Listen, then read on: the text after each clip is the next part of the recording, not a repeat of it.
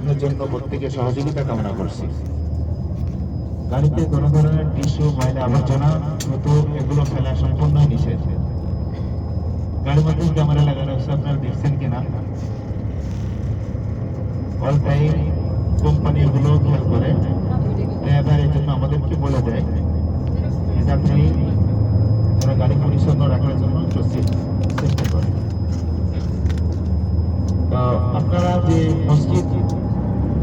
মসজিদে নামাজ আদায় করে আসলেন, এই মসজিদের নাম হলো মসজিদে কুবা। ওটা মসজিদে আসার জন্য অনেকেই জানতেন যেখানে আসতে হয়, নামাজ আদায় করতে হয়। আল্লাহ সুবহানাহু ওয়া তাআলার কাছে শুকরিয়া যিনি আপনাদেরকে আমাদের সকলকে মসজিদে কুবায় দূরে করে নামাজ আদায় করার জন্য সৌভাগ্য নসিব করেছেন। সকলে বলে আলহামদুলিল্লাহ।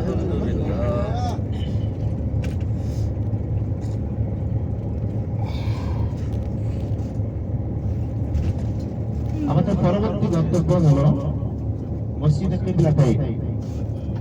যে দুই কিবলার যে মসজিদ আছে, যে মসজিদে নামাজ আদায়রত অবস্থায় বাইতুল মুকাদ্দাস থেকে কাবা শরীফের দিকে কিবলা পরিবর্তন হয়ে যায়, আমরা ইনশাআল্লাহ সে মসজিদে ওখানে যাব। সেখানে যেও সবাই দুই রাকাত নামাজ আদায় করবেন ইনশাআল্লাহ। সম্মানিত হুজ্জাজ ইকরাম, আল্লাহ সুবহানাহু ওয়া তাআলা তার কাছে অসংখ্য কৃতজ্ঞতা জানাই, যিনি আমাদেরকে মদিনাতুল মুনাওয়ারার মতো একটি সম্মানিত শহরে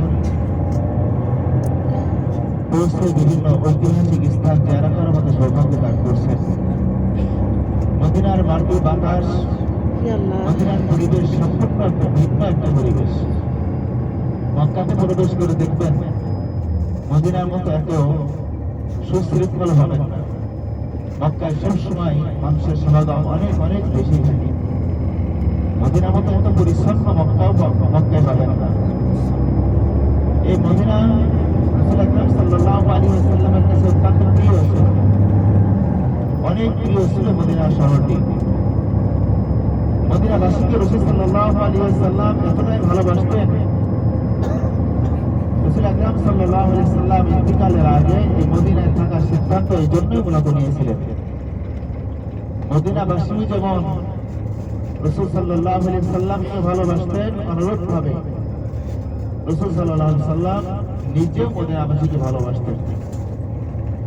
সেই পরিপ্রেক্ষিতে আমরা যারা উম্মত আছে, আমাদের উচিত হবে এই মদিনাবাসীকে ভালোবাসা, সম্মান দেখানো, মদিনার সব কিছুকেই আমাদের ভালো লাগার মধ্যে